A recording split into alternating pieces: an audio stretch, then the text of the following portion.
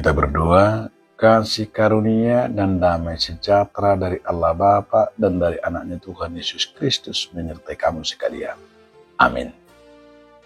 Shalom saudaraku, marilah kita mendengarkan firman Tuhan hari ini yang tertulis dalam kitab Yeremia 31 ayat 14.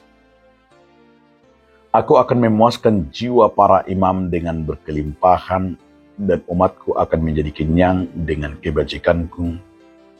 Demikianlah firman Tuhan. Dungi marlubi-lubi matod dini akamalim di tabo-tabo jalai busuran bangsokmu marsaulihon dengan basakku ninna Jehovah. Demikian firman Tuhan. Saudaraku, judul renungan kita hari ini adalah hidup berkelimpahan. Sangat menarik nats ini ketika Tuhan berkata kepada Yeremia. Yeremia mau berkata kepada umat Israel di saat mereka mau berseru dan di saat mereka mau hidup dalam firman Tuhan. Maka di sana dikatakan, aku akan memberikan mereka, akan memuaskan mereka hidup berkelimpahan. Hidup berkelimpahan bukan maksudnya menghambur-hamburkan, bukan.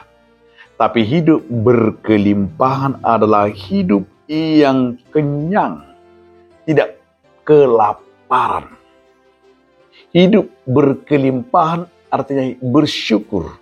Berkelimpahan tidak pernah merasa miskin dan tidak pernah merasa dirinya kekurangan.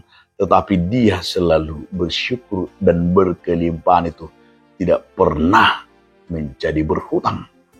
Tapi berkelimpahan itu adalah hidup yang dikatakan di sini adalah hidup yang penuh dengan belas kasihan Tuhan. Yang kedua, bahwa Yeremia mau menyatakan kepada umat Israel, di saat mereka berseru, salah satu kelemahan umat Israel adalah hidup yang bersungut-sungut. Mereka senang dan suka bersungut-sungut. Mereka hanya melihat dari sudut kekurangan saja. Terus cara pandang mereka dalam hidup ini hanya sebatas yaitu keinginan daging. Mereka selalu memandang kehidupan, memandang semuanya lah baik makanan dan kebutuhan mereka hanya dari pandangan tentang secara lahiriah. Maka mereka selalu bisa melihat secara lahiriah, mereka tidak akan pernah menganggap segala makanan dan minuman itu dengan mensyukuri kepada Tuhan. Apalagi di saat mereka dalam pembuangan. Yang paling berbahaya, mereka tidak pernah bersyukur, hanya bersungut-sungut. Tetapi Yeremia sendiri mau mengatakan, dan Yeremia sendiri mau menyatakan sebuah hidup yang tinggal di dalam Tuhan, dan ketika mereka sudah mau berubah dan dipulihkan oleh Tuhan, maka di sana dikatakan engkau akan hidup berkelimpahan.